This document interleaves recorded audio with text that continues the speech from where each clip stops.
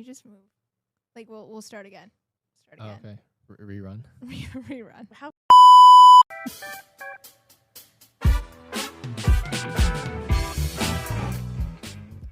Hey guys, welcome in. This is episode 3 of the Trojan Investing Playbook. My name is Max. I'm Kruti. And today we are joined by Professor Plotz of USC Marshall.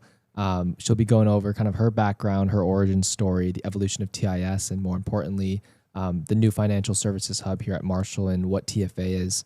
But for listeners, Professor, could you kind of give a quick rundown on who you are and how you kind of get started here at USC? Sure. Thanks for having me on the podcast. Really excited to be here.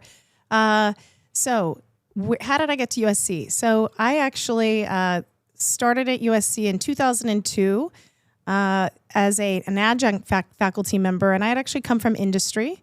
So a little bit of about my background. I actually grew up in Central California, didn't know much about Wall Street or investing or finance until after I finished college. I was working in Washington, D.C. I was working in a totally different field. I was working in sort of government relations and was working for the House Committee on Banking and Financial Services. So that was sort of my first exposure to finance. Really didn't know much about terminology or anything else. I was really all about trying to be in D.C. around the legislative and regulatory process. Ended up working also as a lobbyist in the financial industry and decided to go back to business school, studied finance and strategy, transitioned to investment banking. So prior to coming to USC, I was a practitioner. I worked at Bank of America Securities. When I joined USC, one thing I knew was that I wanted my class to be very focused on practice. Theory is important, but if students can't sort of think about how the theory is applied in the real world, to me, there's sort of a disconnect. So the way that I approach my class, FBE 421, Financial Analysis and Valuation, is very much about, this is how you analyze companies, this is how you value companies, but let's talk about the real world. Let's talk about deals. That's, to me, the best part of my job. So that's a little bit about, I guess, how I got here. And then the other thing I'll add is that I had a lot of great mentors, just sort of, as I was starting out my career. And so culture of mentorship is really important to me. When I first got here at USC, there were actually 2 student orgs at the time that were focused in finance and investing. One was called Trojan Investing Society. The other was called Tycoons International. They both actually approached me at the same time and said, "Will you be our faculty advisor?" And I said, "I'll do it, assuming you merge and we sort of, get all the students together and focused on one thing." At the time, they were sort of stock investing clubs. And also at the time, we really were not known as a finance school. We were known for entrepreneurship, didn't really send students into investment banking. And because I had that background and I saw how smart our students were and some of the things they were interested in, one of the first things I suggested to them is, why don't we have a career panel focused on investment banking? It was really hard that first time we ran that panel, very hard to get banks to come. I think we got we got Wedbush, Houlihan Lokey, maybe one other firm. But one of the things that I saw really early on is students were really excited about the idea of working, in corporate financial strategy and mergers and acquisitions. And I thought, okay, there's something here. So the club, Trojan Investing Society, or the organization, really, we sort of focused in on more about reaching out to, external banks, talking about what is the path, how can we get more students into this career path. So when I think about the origins of TIS, it was really about our students looking for career opportunities. So that's kind of a little bit about the background. What else? I think TIS from about 2002 to about 2015, let's say, those e-boards really did a lot of great work. We worked closely with our undergraduate student services office here at USC at the time. We started doing treks to New York and to to New York and to San Francisco. And over time, we were starting to place students.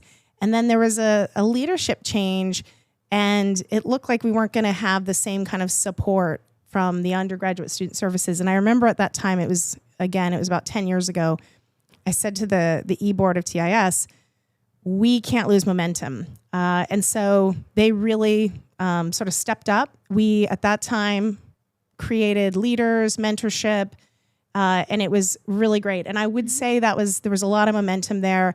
And so if you think about how it's evolved, and now that, USC is really a target school for a lot of banks, I would say I'm really proud of all of the things that we were doing around getting our students prepared, getting alumni mentorship in place, getting upperclassmen to mentor. So that's a little bit of the story, I guess, about TIS. In terms of, I think you asked me to talk a little bit about the hub, so I'm happy to do that. But maybe if you have any other questions before I get into that. Yeah.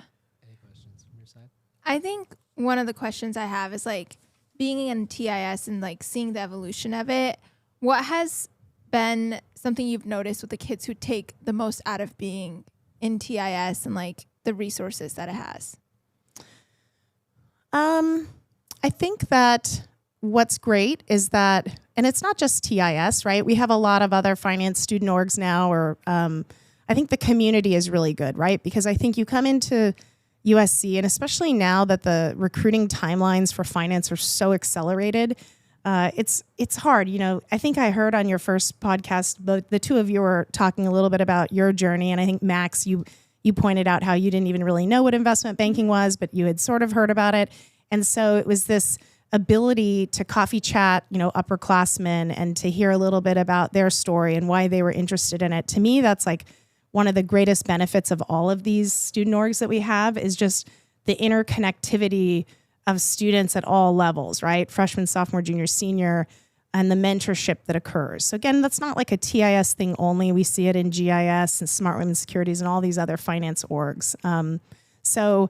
I just think that's wonderful, right? Because that's actually how over time we've been able to have so much success, is people who had that experience of reaching out, having a coffee chat, having someone mentor them, and then they want to pay it forward once they get into that position. So I think, it's just great that we have these orgs that enable that. I agree. For underclassmen that are listening to this episode, I think you shouldn't be afraid of reaching out to upperclassmen, because it's like, oh, intimidating, they have an offer, I don't. But to my experience, everyone is willing to help, and they can help you in various different ways. Like, everyone did something good to get an offer at the end of the day. So I think there's value to be derived from anyone you talk to. Do we want to transition a bit to the hub? Yeah. So Professor, when did this proposal of the hub kind of come around? What was kind of like the thought process behind it? Yeah, so great question. It's interesting because I would say between around COVID, I actually became less engaged with TIS, and there were a couple of reasons for that. One, I had been asked to step into a role to be faculty director of our MS Finance program. And so I had been sort of pulled out of my regular teaching in the undergrad program. I was working mostly with grad students. And so there were a couple of years there where I sort of stepped away from TIS. And it was also COVID, and we weren't really doing treks or any of those types of things. Around 2002, I think, I reconnected. And at the time, I think our e-board, it was Sean Kapoor and Annie Lee. And I just, said, hey, what's been going on? And got a little bit of an update. And I couldn't believe how much work they were doing in terms of managing all of the on-campus info sessions, the interactions with the employers, the email. I mean, it was insane how much work they were doing to just manage this thing. And I thought, really shouldn't be their job, right? Like, this should be something that's handled by a career services office. And I think, and then I also thought about how risky it was that we were having, kind of sophomores essentially managing this process with these employers that we had worked to develop these relationships with. So at the time I thought, there's really no reason why we shouldn't have a formalized, kind of institutionalized program, similar to maybe Indiana Kelly or what Texas does. And so I put together this proposal for this kind of like undergraduate investment banking type workshop, and I presented it to the deans. So this was, around 2022, I think. And they said, this is great. We love this. But we didn't really have any funding for it. And so it kind of didn't go anywhere. And then I thought, okay, I need to be proactive about this. So I started talking to people in our external affairs development office, and I shared my proposal, and they said, we have a couple donors who would really get behind this because they had a similar story of coming out of USC, having to kind of fight their way onto Wall Street as well. And so that's sort of how the hub came about. Our two founding donors, Sharon Kilmer and Tim Coleman, are both were very successful on Wall Street. They both provided sort of the seed funding, if you will, for the Marshall Financial Services Career Hub. We actually have a 5-year runway. So, to me, what keeps me up at night is how do we make sure we're successful in these first 5 years so that we can, show impact, show how, we're able to really scale what we were doing, impact more students, and then hopefully build some momentum around that to endow the hub long term. But that's how it got started. About a year ago, maybe a year and a half ago, I hired 4 student leaders to help me. It was Samarth, Emily, Amay, and Libby. And we were, very much in startup mode, but it was, how can we take what we're already sort of doing within TIS, but try to be able to make it more accessible to more students.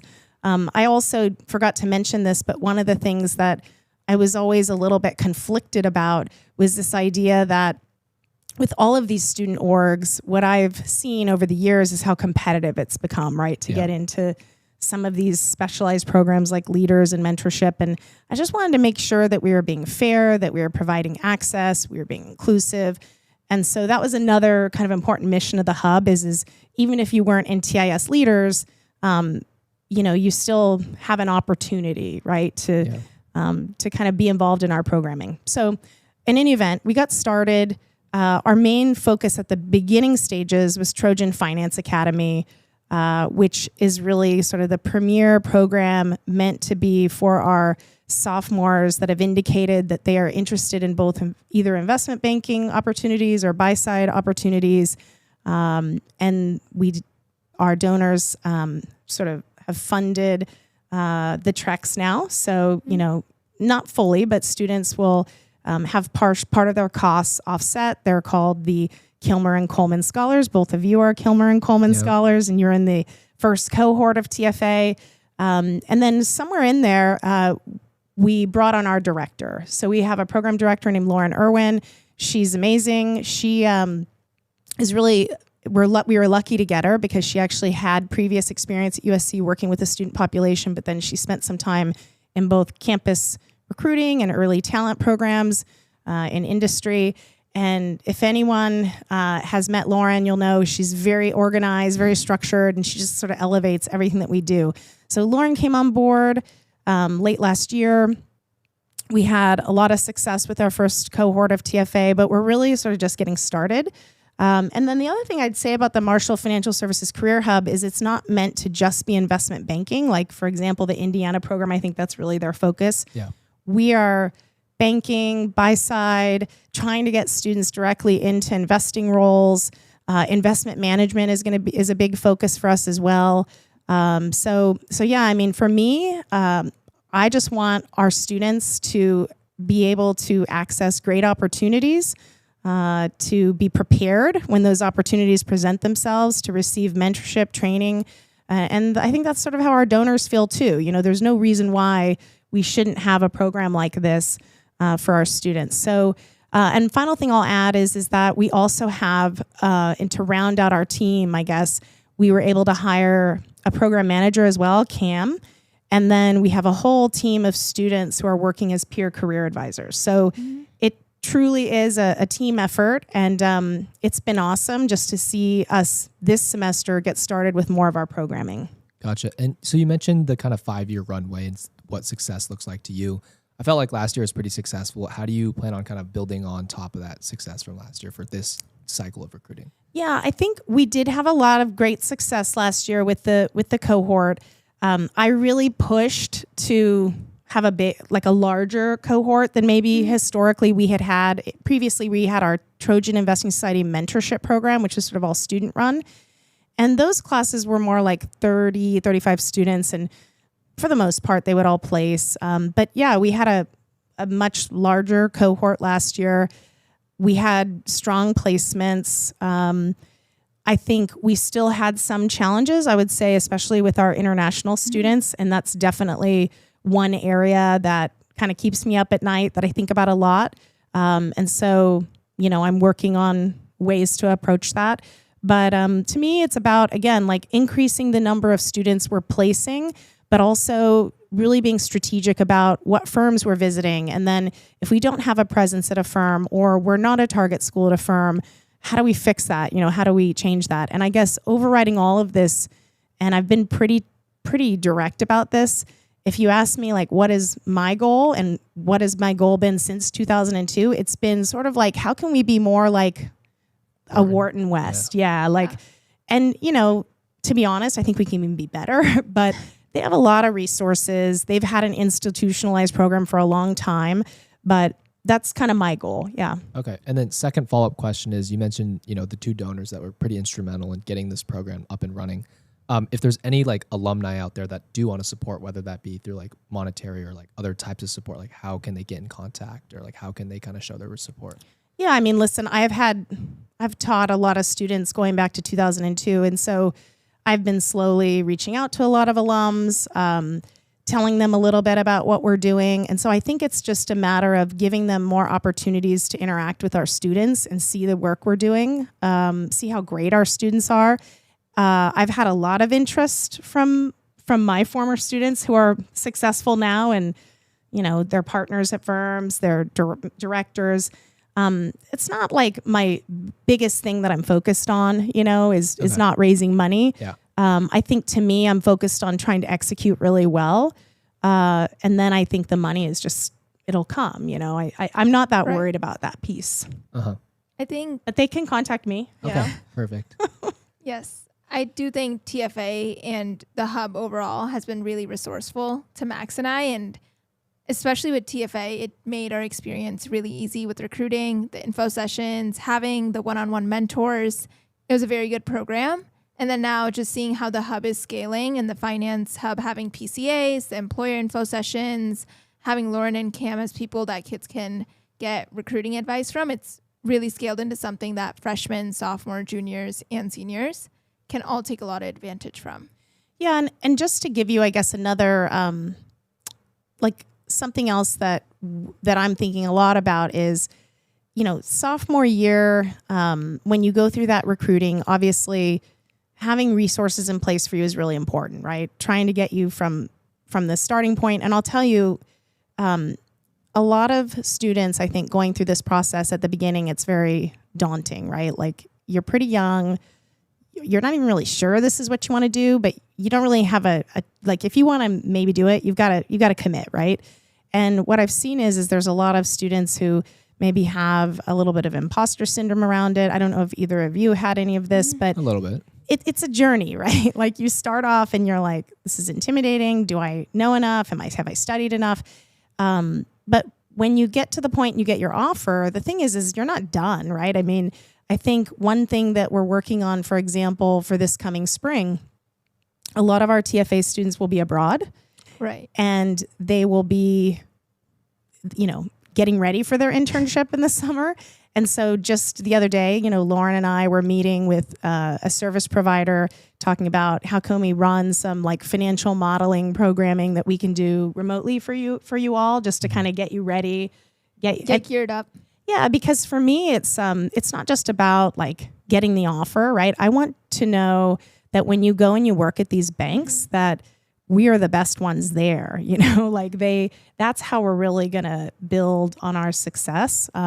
So again, to your point, it's not just sophomore year. It's like, what can we be doing for you when you're a junior? What can we be doing for you when you're a senior to support you as well? So even that class that was not TFA cohort, they were a mentorship cohort. I checked in with them, in the summer finished, reach out to me, tell me how it went. Do you need any help? I had a lot of calls with them. So it's just kind of trying to provide that support to our students all through their USC journey and beyond, honestly. Right. And going off that point, like, obviously you're in TIS, you're working through TFA and the hub. That takes a lot of work and that takes a lot of time. What keeps you going? What inspires you to do that work? Well, you've both taken my class, I think, right? I get excited I get inspired, excited, and energized by working with students who are really highly motivated. You know, I always say my like young, scrappy, hungry thing, right? Like to me, if I can see someone that has potential and just help them a little bit and help them get to the point where they're going to be able to find like a career where they're really excited about going to work. And I don't know, I guess I like that. I mean, I'm not interested in career services that much, which people think is kind of weird because my initiative is career services, but I'm interested in winning, if that makes sense, like winning and make sure that our students have a lot of opportunities. Because again, you know, I didn't come from a background, no one in my family had done finance, and I remember how hard it is to kind of break in. And so I just wanted to make sure that I built something where a student that had no exposure previously would have some support. So that inspires me. It excites me when someone, you know, I remember when in May, over the summer, I think I was the first person he FaceTimed when he got his offer. And I thought, oh, it like made my day. You know, it was really, really exciting. Shout out to May. Yeah, exactly. Yeah. Nice. So I guess more general advice. You've seen a lot of kids go through the recruiting process. What has worked? What hasn't? Just general advice to kind of kids who are gearing up for this next cycle here. Yeah, you know, this is a tough one because on the one hand, I would say you need to do a ton of coffee chats, right? Like I've seen situations where students are like not getting any traction, and it's because they haven't done enough, right? Mm-hmm. But on the other hand, I also have seen students that have done really poor outreach in terms of just blanket emails, not paying attention to detail in the email, not being thoughtful and strategic about it. So yes, you need to do a lot of coffee chats, but I think you also need to, you know, again, like make sure there's no typos in your emails and make sure you're not writing something about Bank of America when it's an Evercore email, or so it's just little things like that. And then, you know, you can be annoying, right? Like it's important to be persistent. These bankers are very busy, but I mean, I've had calls from banks where they're like, what's up with this one student? Like they just, and then I usually have a conversation with the student, and we had that last cycle. And so to your question, Max, I think about advice, I guess, it would be able to approach this with a growth mindset that if and by the way, I'm known to be very direct, right? I mean, my daughter gives me a hard time about that. She says sometimes I can be too direct. But to me, if I'm direct with you and I give you feedback, it's out of love. And so how do you bounce back from that, right? So some students are not good with that. And I think that's a shame because you can correct, right? You can course correct in the middle of this. But anyway, I don't know if I really gave you advice there other than to say, you know, be thoughtful and strategic and in approaching your outreach. And about from like a mindset perspective, like you said, the growth mindset, like it's obviously a very stressful, strenuous time. How should kids kind of approach this from like here's how I'm going to approach this problem, this overall kind of recruiting process as a whole? Well, the first thing I'll say is every single student's journey is different, right? Yes. And you two can probably attest to this. And what I've also seen with our students is there's this, because we have these communities, GIS, TIS, whatever, you're all talking to each other. You're all finding out who gets an interview and what happened and blah, blah, blah. You can't compare yourself to anyone else, right? You just have to really focus in on yourself. It's hard to do that, right? Because you're thinking, why didn't I get that? Or what am I doing wrong, right? So just really being focused on yourself only, not comparing yourself to others. And, you know, some people will get through recruiting very quickly. Like we had a couple in the last two cohorts, both TFA and TIS mentorship, where the first interview they got the offer, right? Right. But then we have others where, and Samartha's a great example of this. I mean, he had tons of interviews and he's a co-president of TIS. So there's a lot of pressure on him. Like he wanted to make sure he placed. And I think he's pretty open about this story that, it's getting into like spring break has passed. He's still recruiting. I still remember we were in Thailand and you were talking to him. Wow. And then he shaved his beard. And it worked. And then next thing you know, he got an offer. So so don't compare yourself to others. It is stressful.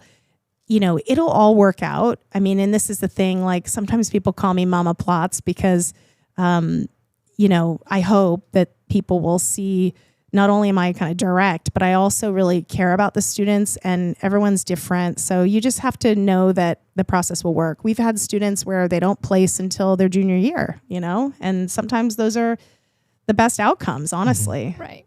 Gotcha. Cool. Just a quick question. Like, what have you seen are some qualities in kids that have success in this process? Because I know a lot of times kids are like, oh, what do I need to do to be successful in recruiting? Like, what is your take on that?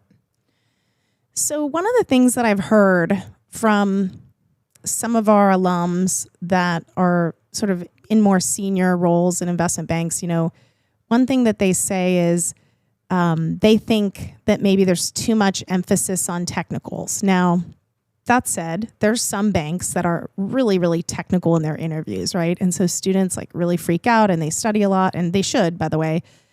But I think the students who are they're authentic, they're like real, they're self-aware. Emotional intelligence is really important, right?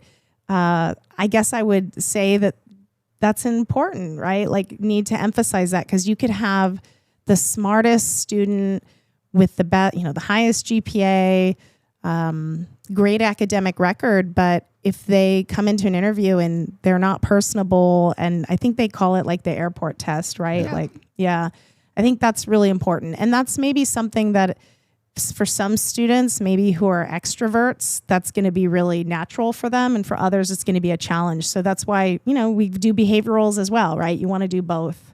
But the senior bankers say that. They say they wish that our students would really maybe focus a little bit more on behaviorals. And maybe that's our fault to some extent, right? Because we always want to make sure they've got their technicals down, but it's both.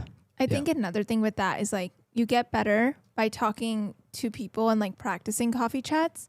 I still remember like my first few ones, I'm like, what do I say? You talk to upperclassmen, you get those reps in. Yeah. And then even your first few coffee chats while recruiting, they're not going to be perfect. You just have to let it flow, and like you'll get better as time goes. Yeah, I mean, you're going to have some where you want to cry at the end, right? Oh yeah. You'll be like, did this person even like me? Yeah, so it's resilience, right? And not being too hard on yourself and just continuing to move forward. Cool. Definitely.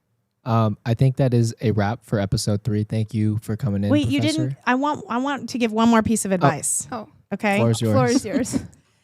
Okay, so my one more, the additional piece of advice I had, because I think a lot of the people who might be listening to this are probably going to plan to apply to Trojan Finance Academy, I'm assuming. Yeah. Yes. Okay. So what I would say about that, and I think we also, for example, in TAS, we just had our leaders program acceptances and all of that. And, there's probably some students, maybe they didn't get into leaders and they're feeling a little stressed out and they definitely want to do banking. And I would just say, keep at it, right? Like keep working at it. Take advantage of the peer career advisors. You pay a lot of money to come to USC and there's a lot of resources available. So I would say keep preparing. When we do run our TFA application process, we are very much focused on making it a fair and transparent and sort of merit-based system. It doesn't matter who you know.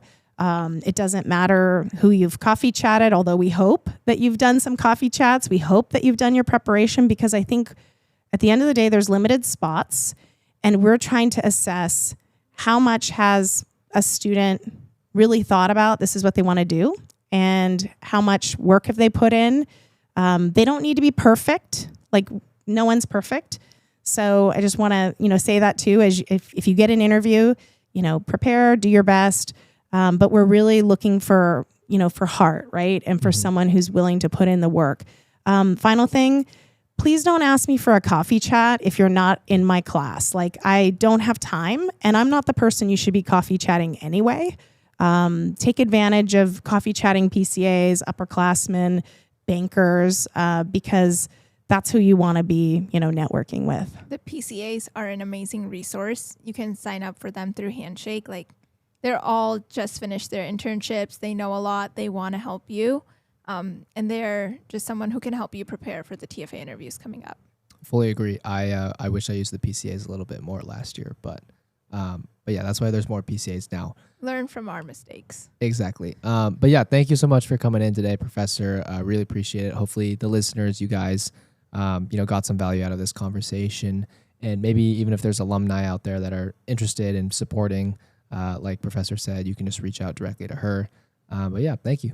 And I want to say thanks to you both too, and to the TIS e-board and all of the other student orgs, because we really can't do this without, you helping these, freshmen and sophomores be exposed to the opportunities. So thank you. Because I know this takes a lot of time, right? You could be doing a lot of things on your Friday afternoon. It's my passion This is project, fun. I guess. Yeah. All right. Well, we're both in this together. So There you thanks go. for having me. Yeah, of course. Thank you.